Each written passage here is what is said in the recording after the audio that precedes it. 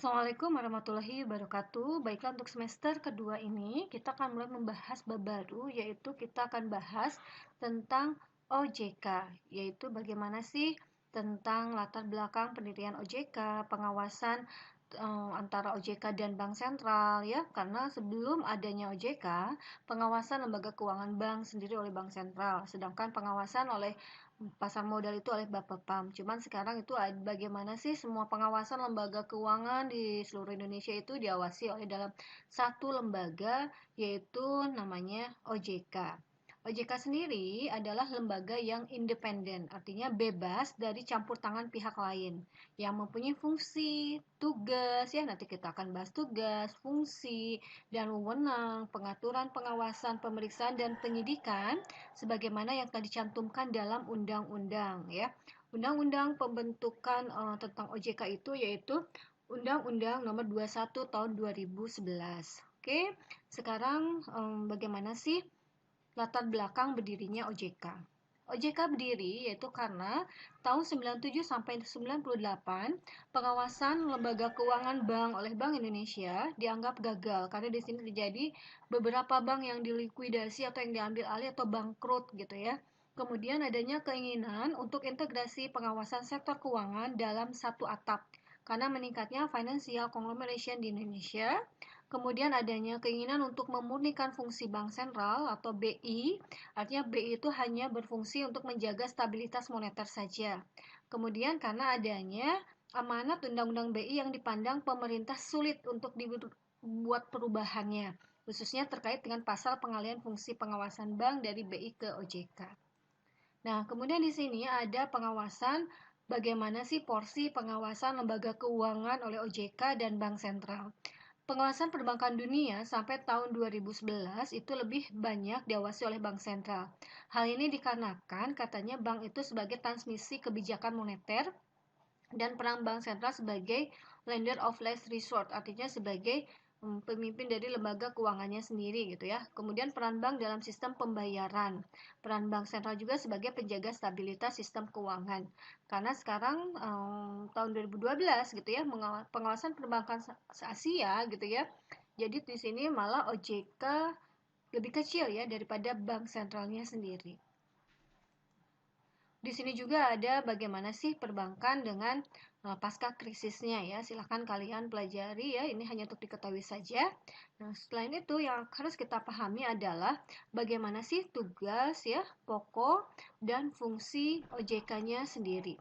Nah, tetapi sebelum kita bahas tugas pokok OJK dan wewenang, artinya kita harus mengetahui dulu ya tujuan agar OJK sendiri dibentuk ya. Artinya OJK tujuannya dibentuk agar kegiatan di dalam sektor jasa keuangan tadi kayak bank ya, lembaga asuransi, lembaga pembiayaan ataupun lembaga jasa keuangan lainnya itu bisa terselenggara secara teratur, adil, transparan dan akuntabel.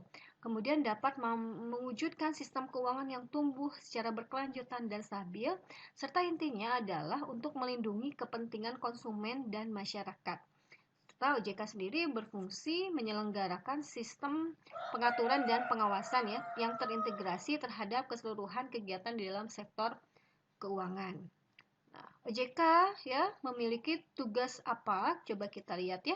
Nah, OJK sendiri melaksanakan tugas pengaturan dan pengawasan terhadap kegiatan jasa keuangan di sektor perbankan, pasar modal, dan sektor asuransi, dana pensiun, lembaga pembiayaan, dan lembaga jasa keuangan lainnya. Jadi OJK berfungsi sekali lagi untuk melakukan pengawasan, pengaturan terhadap kegiatan jasa keuangan di 3 sektor ini. Setelah itu, untuk melaksanakan tugas pengaturan dan pengawasan, OJK mempunyai wewenang dalam pengaturan dan pengawasan mengenai kelembagaan, pengaturan dan pengawasan mengenai kesehatan bank. Mengenai kelembagaan yang meliputi adalah OJK itu berwenang untuk memberikan perizinan pendirian bank, pembukaan kantor bank, merger, artinya merger itu penggabungan usaha bank gitu ya, konsolidasi dan akuisisi bank, serta pencabutan izin usaha bank. Kemudian di sini berwenang untuk kegiatan usaha bank antara lain sumber dana, penyediaan dana, produk, dan aktivitas di bidang jasa. Sedangkan pengaturan dan pengawasan OJK mengenai kesehatan bank meliputi bagaimana OJK itu mengawasi likuiditas, rentabilitas, solvabilitas, dan permodalan bank, laporan bank yang terkait dengan kesehatan dan kinerja bank, sistem informasi debitur, pengujian kredit, dan standar akuntansi bank. Kemudian dalam hal pengawasan mengenai aspek kehati-hatian bank, meliputi manajemen risiko, tata kelola bank, prinsip mengenal nasabah, dan anti-money laundry atau pencucian uang, dan pencegahan pembiayaan terorisme dan kejahatan perbankan, serta berwenang atau mempunyai wewenang dalam pemeriksaan banknya sendiri. Untuk melaksanakan tugas OJK mempunyai wewenang menetapkan, di sini ada sampai 9 ya. 9 wewenang menetapkan peraturan pelaksanaan Undang-Undang OJK, peraturan perundang-undangan di sektor jasa keuangan, peraturan dan keputusan OJK, peraturan mengenai pengawasan di sektor jasa keuangan, kebijakan mengenai pelaksanaan tugas OJK, peraturan mengenai tata cara penetapan perintah tertulis terhadap lembaga jasa keuangan, peraturan mengenai tata cara penetapan pengelola software pada lembaga jasa keuangan, struktur organisasi dan infrastruktur serta mengelola, memelihara, dan menata usahakan kekayaan dan kewajiban, peraturan mengenai tata cara pengenaan sanksi sesuai dengan ketentuan peraturan perundang-undangan di jasa keuangan. Kemudian di sini OJK mempunyai wewenang juga menetapkan kebijakan operasional pengawasan terhadap kegiatan jasa keuangan, mengawasi pelaksanaan tugas pengawasan yang dilaksanakan oleh Kepala Eksekutif, melakukan pengawasan, pemeriksaan, penyidikan, perlindungan konsumen ya. Jadi di sini ada perlindungan konsumen dan tindakan lain terhadap lembaga jasa keuangan atau penunjang kegiatan jasa keuangan, memberikan perintah tertulis kepada lembaga jasa keuangan, melakukan penunjukan pengelolaan software, menetapkan penggunaan pengelola software, dan menetapkan sanksi administratif ya terhadap bank yang melakukan pelanggaran serta memberikan atau mencabut izin usaha maupun penetapan lainnya. Nah, kemudian dalam melaksanakan tugas di sini OJK berkoordinasi dengan Bank Indonesia dalam membuat peraturan pengawasan di bidang perbankan. Baik itu kewajiban pemenuhan modal minimum banknya, sistem informasi perbankan yang terpadu, kebijakan penerimaan dana dari luar negeri, produk perbankannya, transaksi derivatif, ya, penentuan institusi bank, kemudian data lain yang dikecualikan dari ketentuan tentang kerahasiaan informasi. OJK, Bank Indonesia, dan LPS. LPS itu lembaga penjamin simpanan, artinya bank itu wajib menjamin simpanannya di lembaga LPS, yaitu sebesar minimal 2 miliar. Membangun dan memelihara sarana pertukaran informasi secara terintegrasi. Jadi, baik itu OJK, BI, dan LPS, dia saling berintegrasi ya, memelihara sarana pertukaran informasi. Nah, jadi begitu detail ya bagaimana OJK mengatur pengawasan di bidang perbankan, mulai dari perizinan, pencabutan perizinan ya. Kemudian untuk menjaga stabilitas sistem keuangan, dibentuklah Forum Koordinasi Stabilitas Sistem Keuangan. Di sini ada beberapa ketentuan dalam forum tersebut ya. Bisa kalian baca kembali tentang forum KSSK itu sendiri ya. Nah, kemudian sebelum tantangan ke depan, artinya bagaimana sih tantangan ke depan yang harus dipahami ya? Kenapa OJK itu artinya dapat didirikan? Berarti di sini ada pemeliharaan stabilitas sistem keuangan, ada masa transisi, independensi anggaran ya, dan ada tata kelola, penguatan sektor perbankan, peningkatan intermediasi, penguatan tata kelola dan sumber daya bank.